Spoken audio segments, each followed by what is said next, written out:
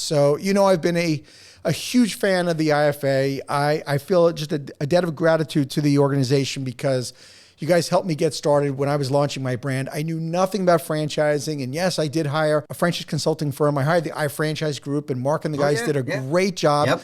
But still, when you're starting out, you don't know what you don't know. And to be able to rub elbows with folks that are been involved in the industry and the generosity of the industry, which I know we're going to talk about, on how generous even direct competitors are. So much to cover. I'm curious though, I never found out from you, like, how did you get involved in franchising? I don't know the genesis of how you got here. Listen, I love that question because I ask that of everybody all the time, right?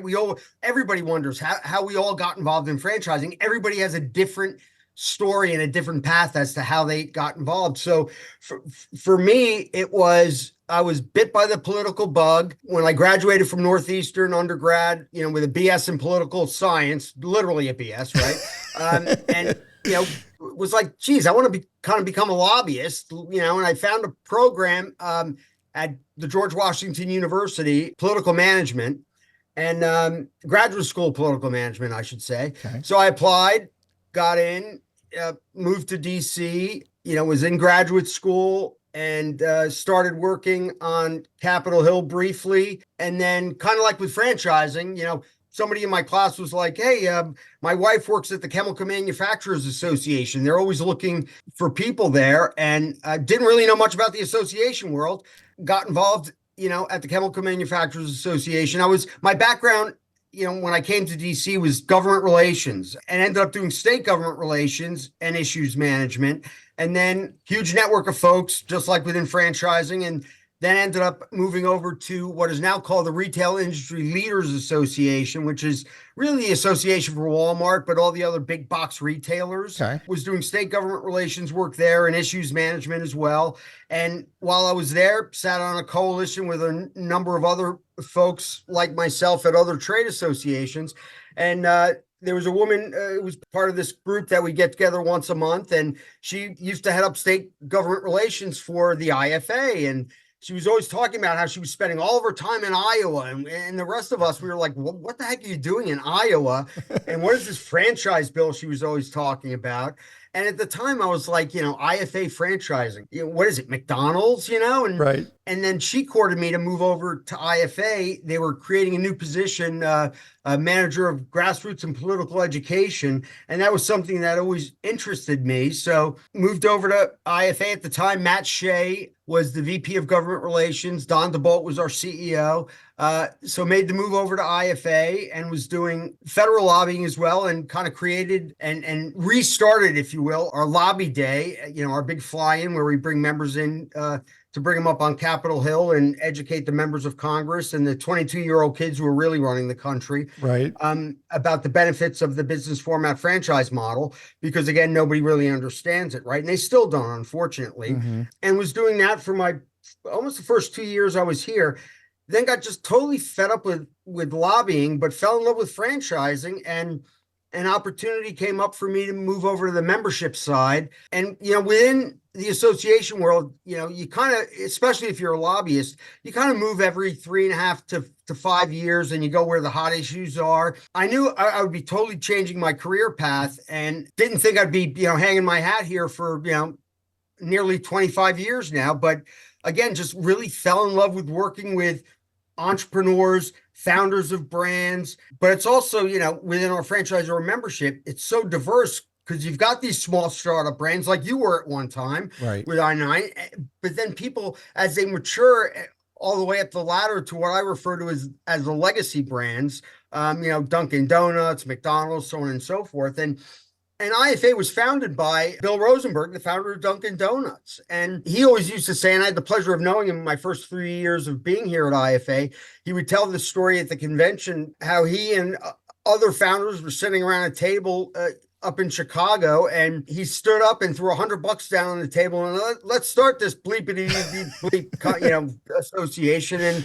And here we are, nearly 60 years later. Listen, I wake up every day. I still love my job. I love what I do. I love working with our members. It's still challenging, but it's the mission of IFA has never changed. We protect, enhance, and promote franchising day in and day out. And that is what we do for you, for all of our members, so they could all continue to grow and thrive through this awesome business model that was created way back when, called franchising, right? And it's a great way for people to realize the American dream, as a franchisee, but also as a franchisor as well. And then even as a supplier, our members, we all call it the franchise family, for a reason, and not because we tend to spend more time with our franchise family than we do with our own family or friends, or at least me, here in the DC area. But there's always a ton of conferences, right? A ton of meetings, right? A ton of expos. And again, I tend to be on the road a fair amount, but it's also a relationship business, right? Franchising is a relationship business. And even like you said earlier, when you entered into franchising, yes, you utilized iFranchise Group to turn you into a franchise. But then, all of a sudden you're a franchisor. You've got to comfortably start wearing that hat, right? And realize that that's the business you're in now. You're in the franchise business, but that's why people get involved in IFA, because they have to continue to grow and learn and understand what best practices are. And yes, there are competitors within the 300 verticals that franchise, but franchising is franchising. It's all the same generally. And yes, you have competitors, but even in the non-competitive verticals, you could still learn from your peers in those verticals, because whether it's franchise development, franchise relations, franchise operations, it's all the same. And you're still going to learn from people who've been up the ladder before you. And there's no reason to recreate the wheel. I tell people all the time, every issue that has occurred in franchising has already occurred for the most part.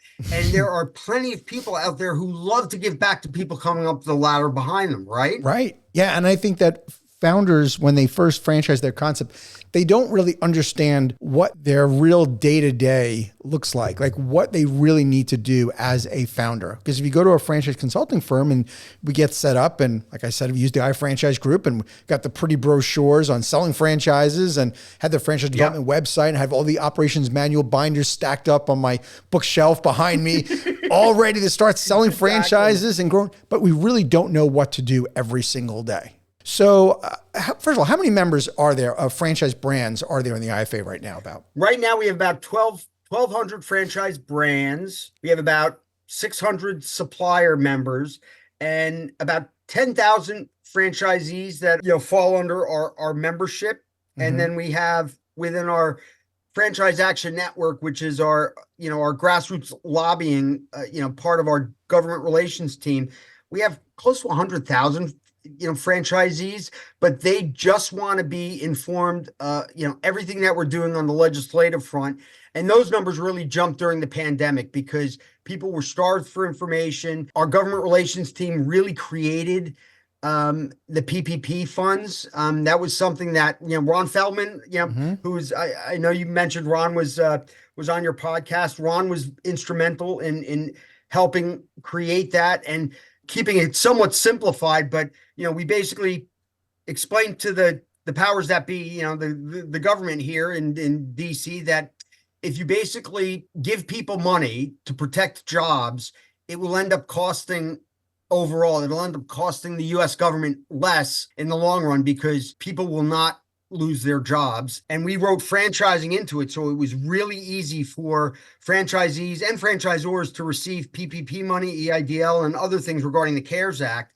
And that was in direct response to, our government relations team and some of our volunteer stellar leaders who helped kind of explain that issue and kind of crunch numbers. And it paid off just stellar for all of our members and kept them above water. They were able to, basically hold on to their employees, and we helped get everybody through the pandemic. And again, that's that's what we do day in and day out. We protect, the interests of the franchising community at the federal, state, and regulatory side day in and day out, so you all can continue to grow and thrive through the business format franchise model. Thank you for tuning into the Emerging Franchise Brands podcast.